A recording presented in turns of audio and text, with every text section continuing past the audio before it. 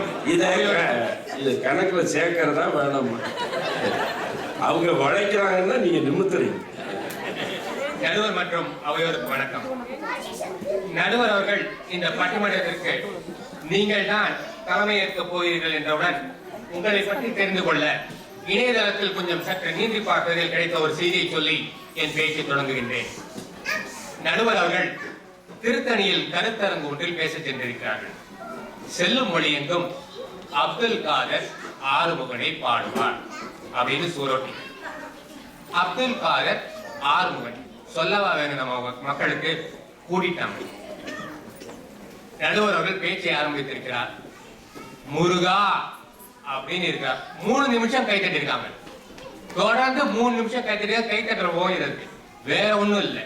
அங்க கூடியிருந்தவங்க எல்லாம் நம்ம எதிரணி அணியை சேர்ந்தவர்கள், சிந்திக்க மறுக்கும் கூட்டம். நடுவர் அவர்களே, திருத்தணி கூட்டத்தை போல் இந்த கூட்டம் இல்லை. இங்கு வந்திருப்பவர்களை அப்படி நினைத்து விட வேண்டாம். இன்று இங்கு கூடியிருக்கும் கூட்டமோ சிந்திக்கும் எங்கள் இனத்தை சேர்ந்தவர்கள். சிரிக்க மட்டும் வைக்கக்கூடிய நடுவர்கள் பலர் இருந்தும், சிரிக்க மட்டும் வைக்கக்கூடிய நடுவர்கள் பலர் இருந்தும் சிந்திக்க வைக்கும் உங்களை அழைத்து வந்திருக்கிறது சிகாகோ தமிழ்ச்சங்கம். ஐயா, நான் நீதிபதி, அது ஜஸ்டிஸ்ங்கிறத ஜஸ்ட் ஐஸ்ன்னு வச்சுறாங்க. ரெண்டுக்கு ஸ்பெல்லிங் ஒண்ணுதான். நடுவர் அவர்களே, சிரிக்க வைக்கிற அணி வேணா ஐஸ பத்தி பேசலாம், சிந்திக்கிற அணி நாங்க ஜஸ்டிஸ பத்தி தான் பேசுவோம். நகைச்சுவை சிரிப்பதற்கு என்று வாதாட இருக்கும் எங்கள் அணி சார்பாக உங்களை அன்போடு வழங்கி என் பேச்சை துவங்குகின்றேன். சிந்திக்க வைக்கும் நகைச்சுவை மிகவும் வலிமை வாய்ந்தது. ஆங்கிலத்தில் சொல்வதனால் it is the matured form of thinking என்று கூறுவார்கள். குழந்தைகளுக்கு ஏதாவது ஒன்றை சொல்லிக் கொடுக்க வேண்டும் என்றால் நகைச்சுவை கலந்து சொல்லிக் கொடுத்து பாருங்கள். பசுமரத்து ஆணிகள் மனதில் பதிந்துவிடும். PBS கிட்ஸ் சேனல் உங்களுக்கு தெரியும், எல்லாரும் பாப்பீங்க. ஃப்ரெண்டு வீட்டுக்கு போயிருந்தேன். 5 வயது பெண் குழந்தை வீட்டுல. அந்த பெண்களோட விளையாண்டுட்டு இருக்கேன். தும்மல் வந்துருச்சு, தும்மிட்டேன். அந்த குழந்தை சொல்லுது, bless you அப்படின்னு. Thank you மாமி. Uncle, you are supposed to close your mouth with your hand when you sneeze அப்படின்னு. வெட்டப்பட்டேன். இருந்தும் அவளிடம் கேட்டேன், யார் உனக்கு சொல்லிக் கொடுத்தாங்க அப்படின்னு. கியூரியஸ் ஜார்ஜ் அப்படின்னு. இதுதான் நகைச்சுவையின் வலிமை. சிந்திக்க வைக்கும் நகைச்சுவையின் வலிமை, PBS கிட்ஸின் வலிமை. நீங்க சத்யராஜோட வேதம் புதிது படம் பார்த்திருப்பீங்க. கண்டிப்பா பாக்கியராஜின் இது நம்மளோட படமும் பார்த்திருப்பீங்க. 2 படமும் சொல்ல வந்த கருத்து ஒண்ணுதான். ஜாதிகளும் ஜாதிகளினால் வரும் கஷ்டமும் நஷ்டமும். வேதம் புதிதில் சொன்ன கருத்துக்கள் நேரடியாக நகைச்சுவை கலவை இல்லாமல் நமக்கு ஊட்டப்பட்ட ஒரு கசப்பு மருந்து. இது நம்மால அது மாதிரி கிடையாது. சிந்தனை கலந்து அளிக்கப்பட்ட ஒரு நகைச்சுவை விருந்து. சிந்திக்க வைக்கும் நகைச்சுவை. இது நம்மால படம் சென்றடைய வைத்த அளவுக்கு வேதம் புதிது சென்றடையவில்லை என்பதுதான் உண்மை. இதுதான் சிந்திக்க வைக்கும் நகைச்சுவையின் வலிமையும் கூட. சிந்திக்க வைக்கும் நகைச்சுவை சொல்ல வரும் கருத்துக்களை மக்கள் மத்தியில் ஆழமாக சென்றடைய வைக்கும் என்பதற்கு இது ஒரு சிறந்த எடுத்துக்காட்டு. நகைச்சுவை நடிகர்கள் பலர் இருந்தும் கலைவாணர் NSK மட்டும்தான் ஒரு சிலை வச்சிருக்காங்க.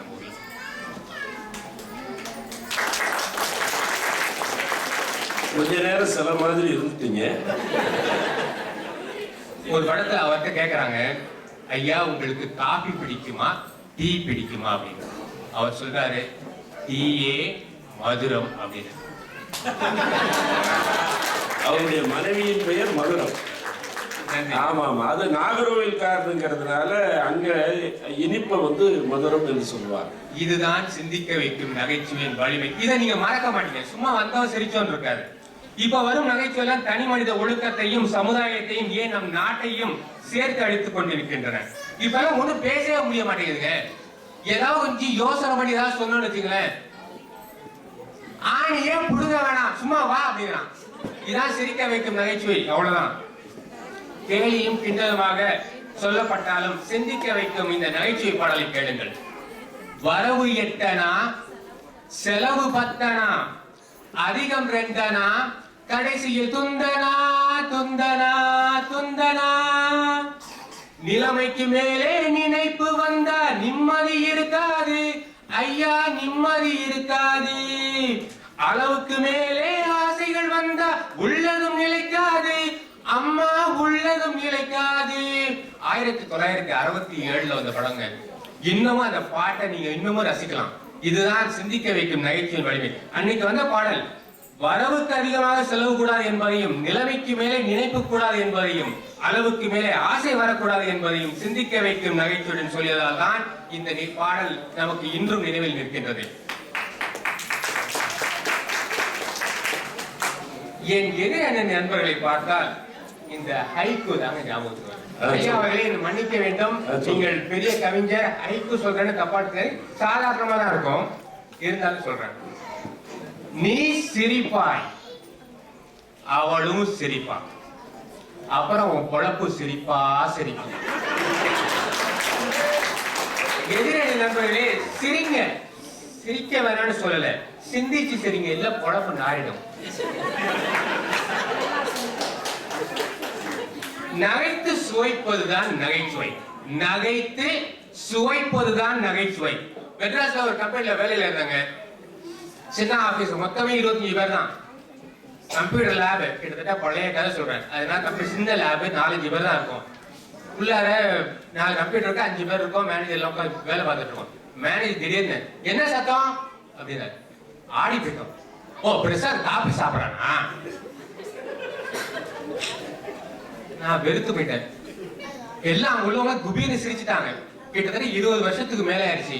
இன்னும் காபி சாப்பிடுறப்ப கொஞ்சம் சத்தம் வந்துருச்சு வச்சுங்களேன், அந்த நினைவு ஞாபகத்துக்கு வந்து. இப்படிப்பட்ட சிந்திக்க வைக்கும் நகைச்சுவை தான் நாட்கள் பல ஆனாலும், வருடங்கள் பல ஓடினாலும் நாம் அதை எண்ணி அசை போட முடியும். இப்படி அசை போடும் சுகத்தை நம் எதிரணி நண்பர்கள் அனுபவித்ததில்லை போலும். கொஞ்சம் சிந்தித்து பாருங்கள். சார்லி சாப்ளின் கால ஊமை படங்களும் நம் பழைய தமிழ் பட நகைச்சுவைகளும் மக்கள் மத்தியில் சிந்திக்க வைக்கும் கருத்தை ஆழமாக கொண்டு போய் சேர்க்க உதவிய அருஞ்சுவையாக இருந்து வந்தது. கட்டுக்கணங்கா ஓடும் இந்த காலகட்டத்தில் இப்பெல்லாம் ஒரு ஃபாஸ்ட் ஃபுட் மெனு ஆயிட்ட மாதிரி ஆகிட்டாங்க நகைச்சுவைய. இந்த ஒரே ஒரு பாட்டு சொல்லிட்டு முடிச்சிடறேன். நம்ம எல்லாம் சிந்திக்க வைத்த இன்னொரு பாட்டு, சிந்திக்க வச்ச பாட்டுன்னா இது 1967 68 வந்தது. இன்னும் நம்ம முணுமுணுத்துட்டே இருக்கோம். இப்போ வர பாட்டெல்லாம் அந்த மாதிரி பண்ண முடியாது.